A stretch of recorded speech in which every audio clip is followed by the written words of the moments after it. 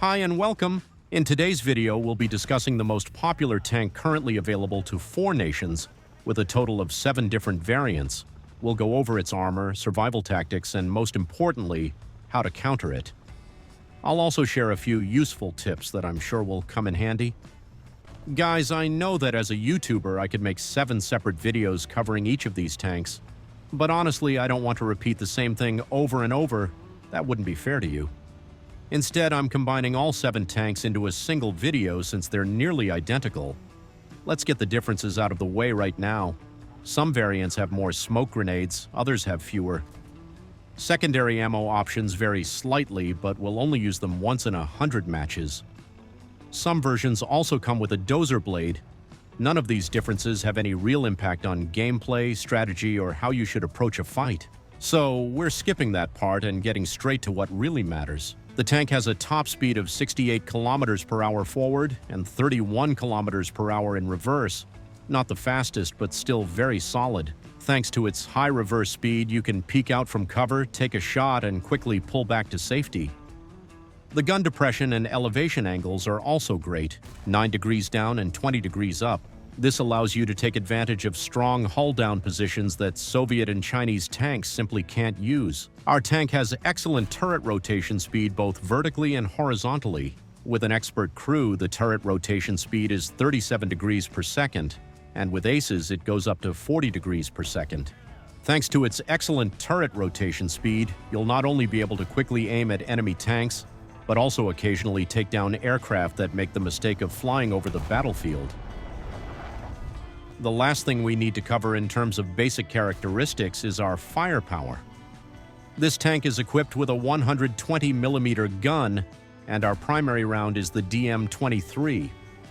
Before the global nerf, which is shamefully called decompression, this shell was more than enough since we were mostly facing relatively harmless tanks.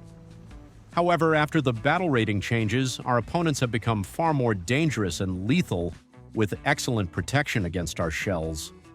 As a result, DM-23's damage output is sometimes no longer sufficient. That wraps up the basic stat reading. Now I'm going to share the experience I've gained from playing several hundred matches in Leopards.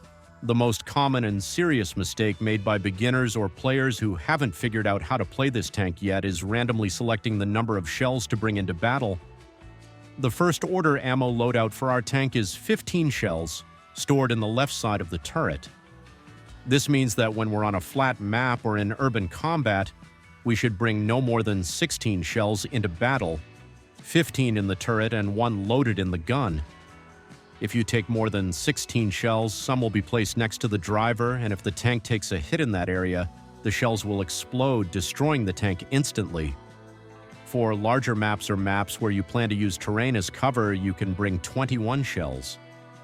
With this setup, the shells will be stored in the lower part of the hull, which will always be covered by terrain, even when you pop out to take a shot. Trust my extensive experience. This knowledge will help you avoid countless unnecessary deaths and make you far more effective in battle simply by not carrying an excessive amount of shells. Our tank has a crew of 4. When a Leopard is facing you, it's crucial to understand its weak spots. The left side of the tank houses the crew, while the right side holds the ammunition. If your shell has less than 450 millimeters of penetration, you should always aim for this area. It's usually a one-shot kill, or at the very least will take out 2 crew members. Of course, in real combat, we'll mostly see just the enemy's turret. The most effective shot you can take in this situation is aiming for the optics. A well-placed shot here will knock out 2 crew members, the gunner and the commander. With those crew members down, the enemy will need time for the loader to switch to the gunner's seat, meaning you don't have to worry about immediate return fire. The right side of the Leopard's turret is the most well-protected part of the tank, and there are a few key things you need to know. If your shell has less than 500 millimeters of penetration, there's no point in shooting this area. It won't get through. However, if your shell has over 500 millimeters of penetration, you can easily one-shot the Leopard by hitting this spot.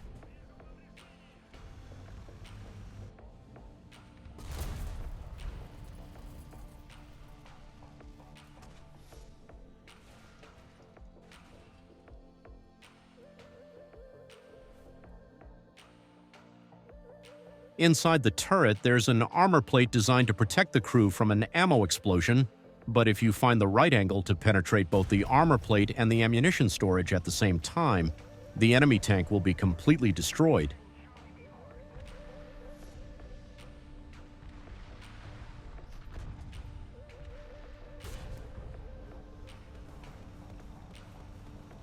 I understand that remembering all the weak spots can be tough for a beginner, so I'll leave you guys this image. Hopefully it will be helpful.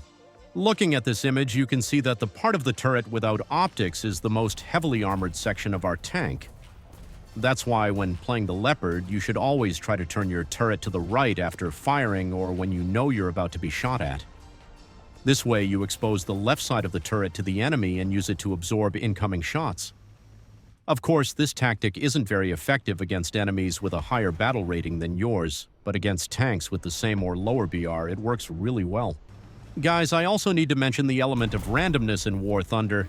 I'm sure many of you have noticed that sometimes what should happen doesn't, and what shouldn't happen does. With Leopards, the randomness is cranked up to the max, and in one match you get one-shotted by a random enemy hit, while in another you make a mistake, and half of the enemy team shoots at you, but your tank just refuses to go to the hangar. While you're watching this absurd footage I put together for the survivability section, I just want to take a moment to thank everyone who watches my videos. You have no idea how much it means to me to know that my knowledge of the game is not only interesting but also genuinely helpful to others. I really appreciate all the comments and likes you leave under my videos, and a special shout out to those of you who hit the join button. I truly value your support. Those of you who've been following my channel for a while know that this is my first vehicle review, and I'd really appreciate your feedback. Should I occasionally keep making these reviews or stick to my usual content? I know that thousands of YouTubers already cover this topic, and my content focuses more on key information rather than full gameplay like many others. Either way, I'd love to hear your thoughts and suggestions in the comments. By the way, guys, I don't know about you, but I've only had moments like this on Leopards. Check this out.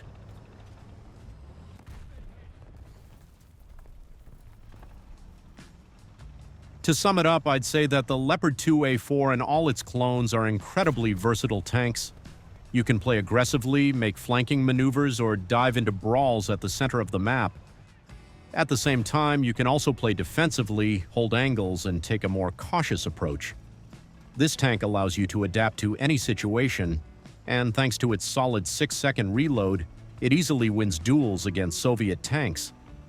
It's one of the best high-tier tanks in War Thunder, maybe even the best, but we can debate that in the comments. The only real downside I have to mention is the thermal sight, which has awful image quality and is nearly unbearable to use for long periods. Personally, it doesn't bother me much, but for some players it could be an issue. I hope this video was helpful. That's all for today. See you soon, and take care.